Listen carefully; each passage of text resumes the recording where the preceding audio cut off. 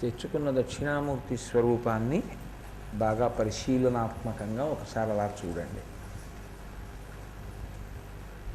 రెండు చేతులు జోడించి నమస్కరించి ప్రార్థనా శ్లోకం చెప్దాం. గురవే సర్వలోకానాం భిషజే భవరోగిణాం నిధయే సర్వవిద్యానాం దక్షిణామూర్తయే నమః. ఇవాళ సోమవారం కాదు, దక్షిణామూర్తి స్వరూపం గురుస్వరూపం. గురుస్వరూపమైనటువంటి దక్షిణామూర్తి శివస్వరూపం. కాబట్టి శివస్వరూపమునందు ఒక నియమం చెప్తారు పెద్దలు.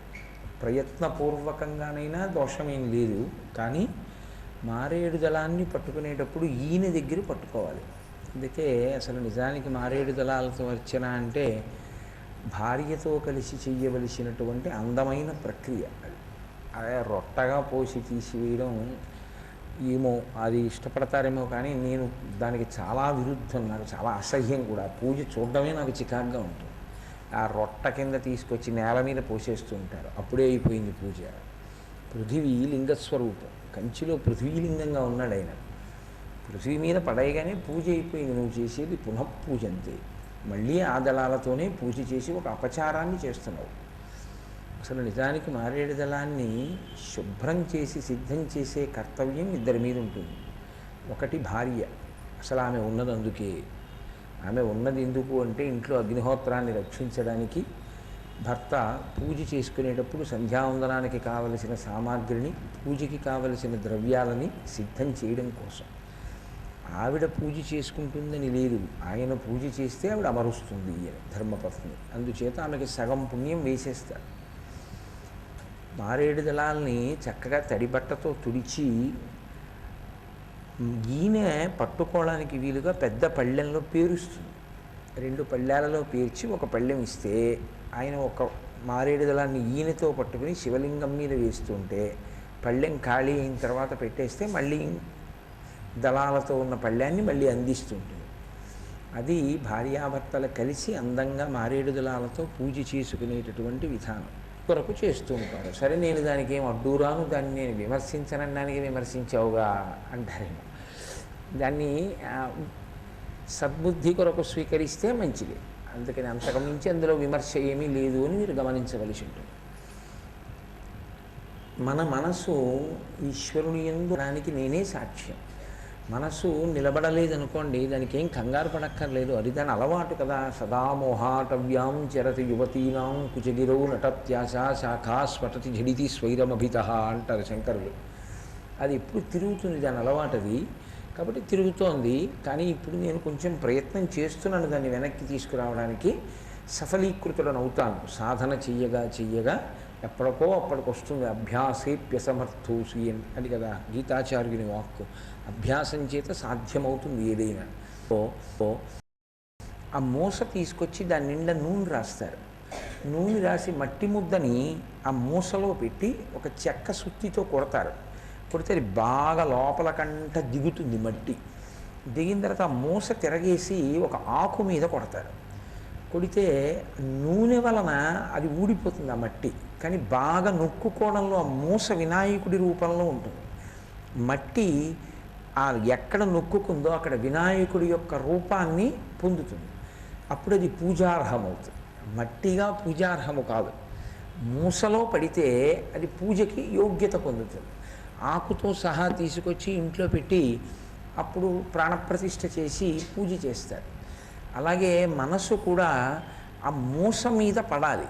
పడి బాగా ఒత్తుకుందనుకోండి, ఒత్తుకుంటే వృత్తి అంటారు. అంటే మనసు ఆ రూపాన్ని పొందుతుంది. పొందితే మీరు బాహ్యంలో ఈ కన్ను తెరిచి ఉన్నప్పుడు ఉపచారమునందు ఏది అనుభవించగలరో దాన్ని నేత్రము మూసి ఉన్నప్పుడు కూడా మీరు అనుభవించగలిగినటువంటి పరిణతికి ఎదుగుతారు. నేను మీకు బాగా అర్థమయ్యేటట్టు ఉదాహరణ చెప్పాలి అంటే, కాసేపు భావన చేయండి, నేనే దక్షిణామూర్తిని అని అనుకోండి. నేను దక్షిణామూర్తిని అయితే మిమ్మల్ని వచ్చి నీరాజనం ఇవ్వండి అన్నాను అనుకోండి.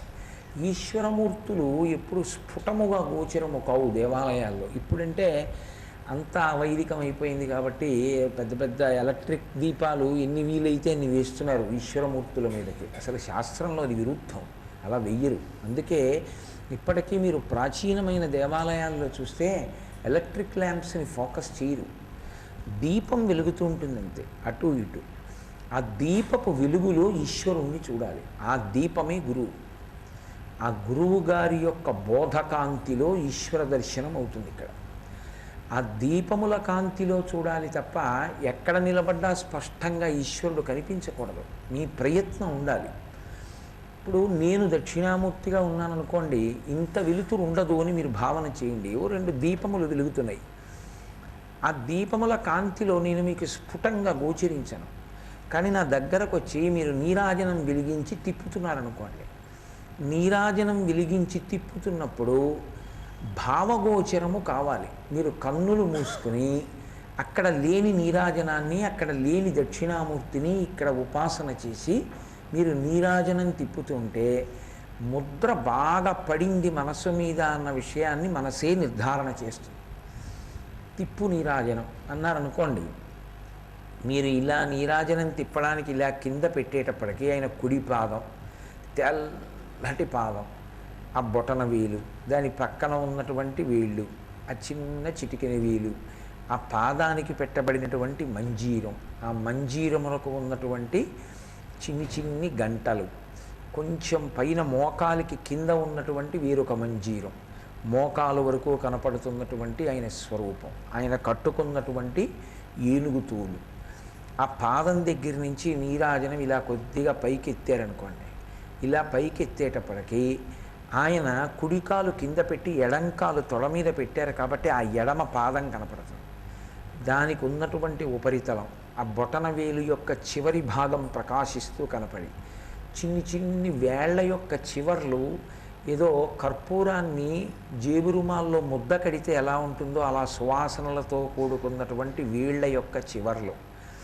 దాని మించి ఇంకొంచెం పైకెత్తారనుకోండి, ఆ కుడి చెయ్యి ఇలా చిన్ముద్ర పట్టి ఆయన బొటనవేలి గోరు, ఆ గోటిలోంచి వచ్చేటటువంటి కాంతులు, ఈ చూపుడు వేలు యొక్క గోరు, దాని కాంతులు, ఎర్రటి అరిచెయ్యి, అందులో ఉన్నటువంటి గీతలు, నిటారుగా నిలబడిన 3 వేళ్ళు, ఆ 3 వేళ్లకి పైన ఉన్నటువంటి ఉపరితలములు, ఎర్రటి కాంతి, ఈ పక్క నుంచి అంచులు కనపడుతూ ఆ చిన్ముద్ర పక్క నుంచి కుడి చేతి పక్క నుంచి ఇలా పైకి ఎత్తారనుకోండి నీరాజనాన్ని, ఎత్తితే ఆ పైన ఉన్నటువంటి చెయ్యి, ఆ చేతికి ఉన్నటువంటి ఢమరుక, ఆ ఢమరుకానికి అటు ఇటు ఉన్నటువంటి జంతు చర్మం, అది మ్రోగించకుండా నిలబడి ఉన్నటువంటి చెయ్యి, అది ఇలా పట్టుకుని ఉండడంలో ఇటు బొటనవేలు కనపడి వెనక వేళ్ళు కనపడకుండా ఢమరుకం కనపడుతూ పైకి పట్టుకున్నటువంటి వేళ్ల యొక్క చివరి భాగములు, అది అలా పైకి లేచిందనుకోండి. ఇంకా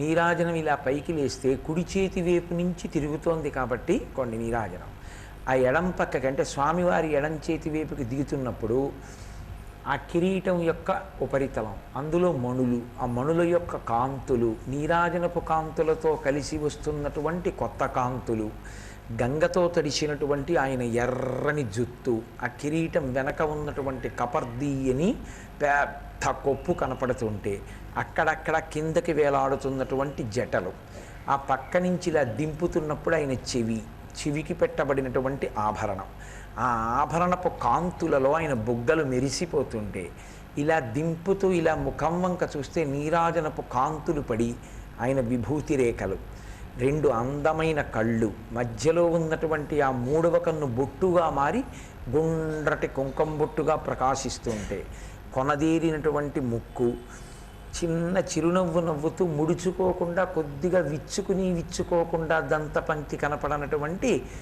ఆ పెదవులు ముద్దులు మూట కట్టినట్టు అంటారే అలా చిరునవ్వు నవ్వుతున్న ముఖం, చిన్ని గడ్డం, ఆ గడ్డం కింద కంఠం మీద 3 గీతలు అలా దిగుతుంటే ఎడమ భుజం అందంగా ఏదో ఏనుగు యొక్క తొండం ఎలా ఉంటుందో అంత గుండ్రంగా ఉన్నటువంటిది, దాని మీద అర్ధచంద్రాకారంగా పెట్టబడినటువంటి విభూతి రేఖలు, ఆ ఎడం చేతి పక్కన పైన పట్టుకున్నటువంటి అగ్నిహోత్రం, దాని పక్క నుంచి ఇలా నీరాజనపు కాంతి దిగుతుంటే ఏదో బాలార్క బాలార్కాభిముఖో బాలో బాలార్క ఇవమూర్తిమాన్ అంటారు వాల్మీకి మహర్షి రామాయణంలో.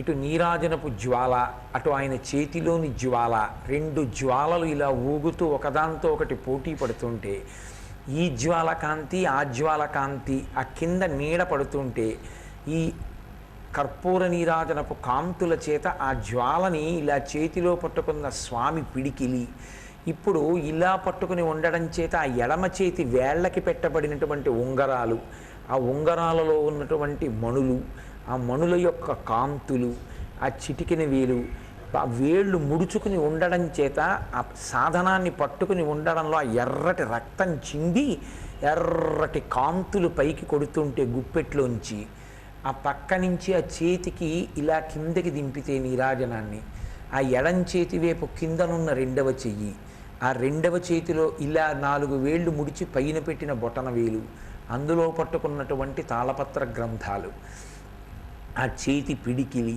ఆ పుస్తకం, ఆ కింద ఉన్నటువంటి మోకాలు, ఆ జింక చర్మం, అక్కడి నుంచి ఇలా కిందకి దింపి ఒక్కసారి ఇలా మధ్యలోంచి నీరాజనాన్ని పైకెత్తితే ఆయన నాభి, దాని మీద పెట్టబడినటువంటి వడ్డాణం, ఇంకొంచెం పైకెత్తితే విశాలమైనటువంటి వక్షస్థలం, ఇంకొంచెం పైకెత్తితే మళ్ళీ కంఠమునకు 3 త్రివళులు, ఆ గడ్డం, ఆ చిరునవ్వు, ఆ ముక్కు, ఆ కన్నులు, ఆ లలాటము, విభూతిరేఖ, కుంకం బొట్టు, ఆ కిరీటము కనపడితే మళ్ళీ నీరాజనాన్ని ఇలా కిందకి దింపి అక్కడ పెట్టి దాని మీద నీటి చుక్క నిలబెట్టి మీరు 2 చేతులతో నమస్కరించారనుకోండి. ఇప్పుడు నేను నీరాజనం ఇచ్చినప్పుడు మానసికంగా స్వామి కూర్చున్నప్పుడు నేను అభిముఖంగా కూర్చుని నీరాజనం తిప్పుతూ అంగప్రత్యంగములనన్నిటినీ కూడా చూడగలిగానా లేదా? ఆయన కట్టుకున్న వస్త్రములు, ఆభరణములు ధరించినవి అన్నీ అంటే మూసపడింది అని గుర్తు.